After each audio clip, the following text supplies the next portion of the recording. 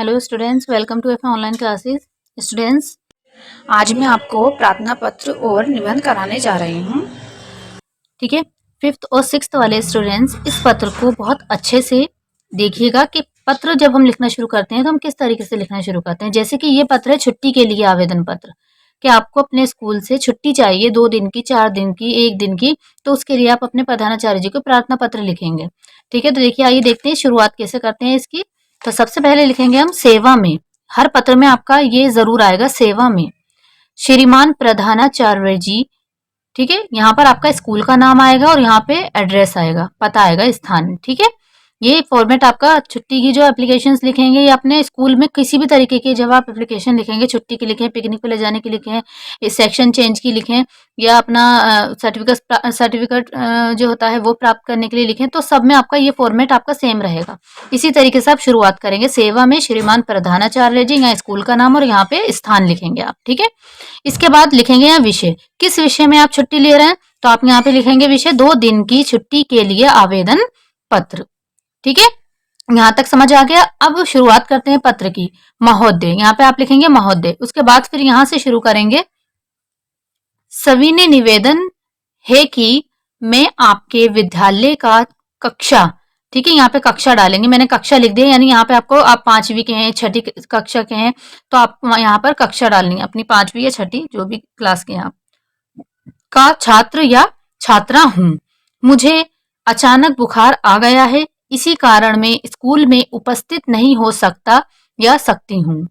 ठीक है, अतः आपसे निवेदन है कि मुझे दिनांक, यहाँ पे डेट डाल देंगे, कितने दिन की छुट्टी चाहिए आपको। जैसे आपको 1 तारीख से लेकर 3 तारीख 2 दिन की छुट्टी चाहिए, 1 तारीख की और 2 तारीख की, तो आप ये डेट डाल देंगे दिनांक, कि मुझे दिनांक इतने से लेकर इतनी तारीख तक की छुट्टी देने की कृपा करें, कृपा करें। ठीक है, तो यहाँ तक आप यहाँ पर लिख देंगे छुट्टी, जिस वजह से आपको छुट्टी चाहिए वो रीजन आप यहाँ पर लिख देंगे कि मुझे इस वजह से छुट्टी चाहिए है। ठीक है, और जितने दिन की चाहिए वो दिनांक के साथ आप लिख देंगे कि इस दिनांक से लेकर इस दिनांक तक की छुट्टी देने की कृपा करें। फिर लिख देंगे आप धन्यवाद, आपका आज्ञाकारी शिष्य। ठीक है, उसके बाद आप नीचे नाम अपना लिखेंगे, कक्षा लिखेंगे, रोल नंबर लिखेंगे और दिनांक लिखेंगे। ठीक है, तो ये आपका एप्लीकेशन, आपका प्रार्थना पत्र यहाँ पर पूरा हो जाएगा।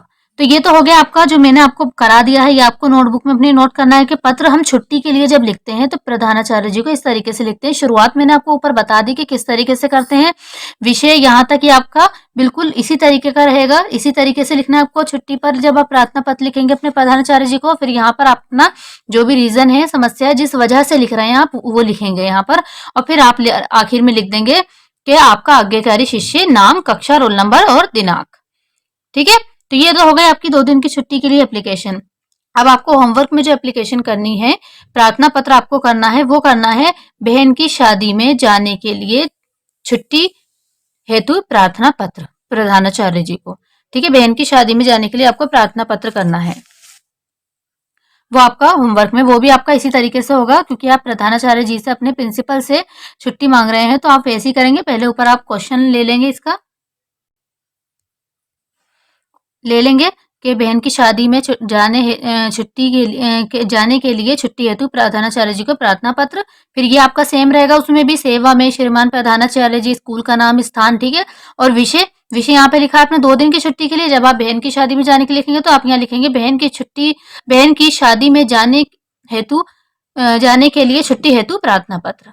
ठीक है, आप वहां पे विषय में ये लिखेंगे महोदय, और यहाँ पर आप शादी में जाने का रीजन डाल देंगे कि मैं आपके स्कूल का ऐसे ऐसे छात्रा हूँ और मुझे, मेरी बहन की शादी है जिसकी वजह से मुझे दिल्ली से बाहर जाना पड़ रहा है। डेट डाल देंगे कि मुझे इतनी दिनांक से इतनी दिनांक तक की आप छुट्टी देने की कृपा करें। ठीक है, धन्यवाद, आपका आज्ञाकारी शिष्य, नाम, कक्षा, रोल नंबर, ये सब सेम रहेगा बिल्कुल आपका। वो आपको एप्लीकेशन होमवर्क में नोट करके लानी है और इसे अच्छे से समझकर इसी की तरह वो भी होगी, बस बीच में आपको रीजन चेंज करना होगा। ठीक है, तो देखिए अब जो पढ़ना है हम, अब है निबंध। ठीक है, अभी हमने प्रार्थना पत्र पढ़ा था, अब निबंध के बारे में पढ़ने जा रहे हैं। निबंध में जो है टॉपिक है हमारा पर्यावरण।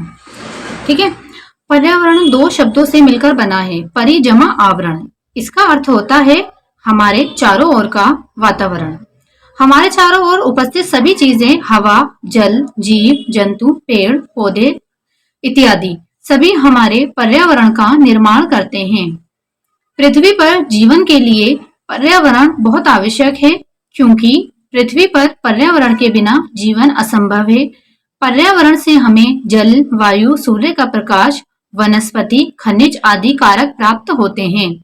पर्यावरण जलवायु में संतुलन बनाए रखता है तथा जीवन के लिए सभी आवश्यक वस्तुएं उपलब्ध कराता है।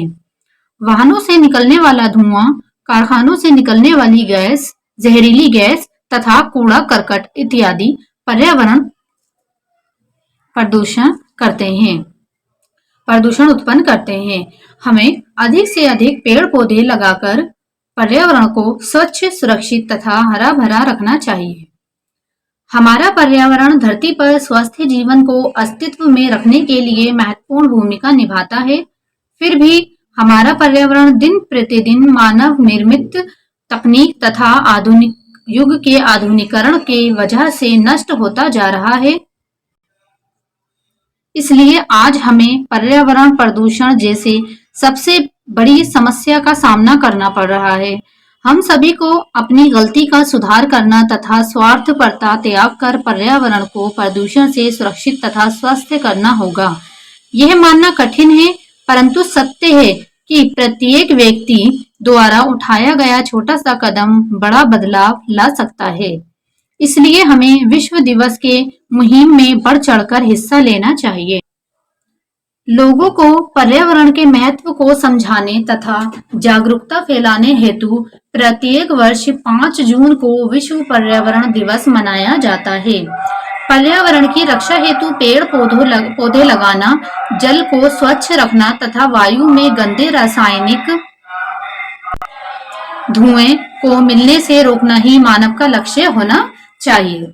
तो देखिए, ये हमारा निबंध था पर्यावरण पर, जो कि मैंने अभी आपको करा दिया है। अब आप इसे याद करेंगे, पढ़ेंगे, इस वीडियो को देखकर पढ़ेंगे, इसे अपनी नोटबुक में नोट करेंगे और इसे याद भी करेंगे। ठीक है, पर्यावरण पे निबंध था हमारा। अब आपको होमवर्क में एक निबंध करना है, वो करना है आपको समय के महत्व पर। वो भी आपको इसी तरीके से करना है जैसे मैंने पर्यावरण पे बताया। और समय के महत्व पे तो बहुत ही इजी है बनाना, आप बहुत इजीली उसे कर सकते हैं। समय के महत्व पर एक निबंध लिखेंगे और उसे नोटबुक में नोट करेंगे आप। ठीक है, ये आपका होमवर्क है। तो जैसे कि मैंने अभी इसमें आपको बता दिया, प्रार्थना पत्र के बारे में बताया और अभी ये निबंध बताया है, ये आपका अपने नोटबुक में नोट करके, और जो होमवर्क में मैंने वर्क बताया वो आपको नोटबुक में नोट करके लाना है। ठीक है, सबको समझ आ ही गया होगा कि प्रार्थना पत्र कैसे लिखते हैं और निबंध कैसे लिखा जाता है। ठीक है, तो आप इसे अपना याद करना है आपको एग्जाम के लिए भी, और नोटबुक में नोट भी करना है। Thank you.